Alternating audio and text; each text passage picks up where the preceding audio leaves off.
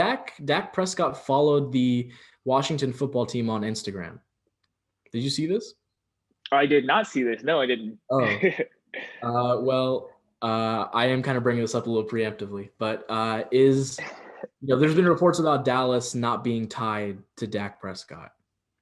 How do you feel about that? Do you think that they should keep him? Will he be a Cowboy next year?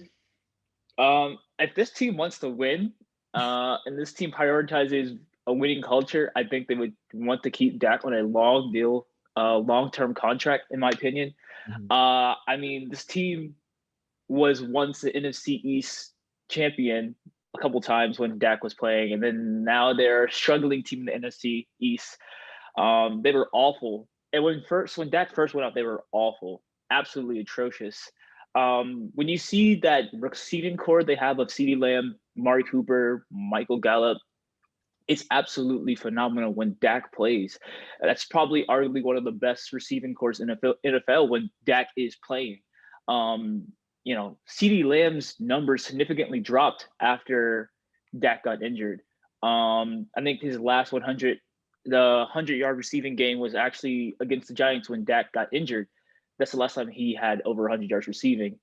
CeeDee Lamb came out the gate, looking really sharp and really good. Like, I was impressed by CeeDee Lamb, but I just feel like without Dak Prescott, that team is just another team. If you remember earlier in the season, before his injuries, when he played, they averaged 36.1 points per game, which was first in NFL at the time.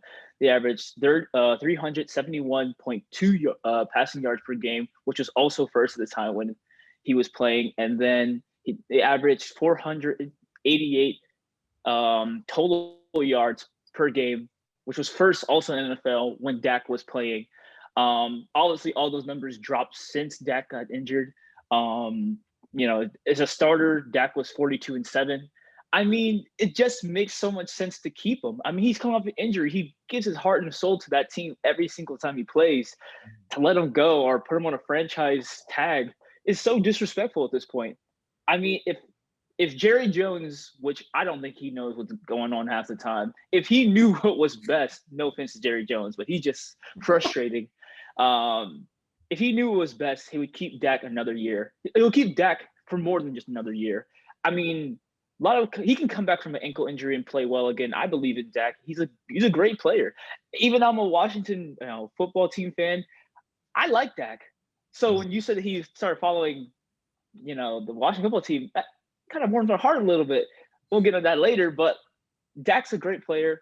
I think he should get a long-term deal. If he doesn't, I would not be surprised if he leaves. Yeah, so he also did unfollow them once people started noticing. So there's a little something there, but in my opinion, I completely agree with you. But the only thing I see holding up the Cowboys is money. Dak definitely values himself higher than Jerry Jones does.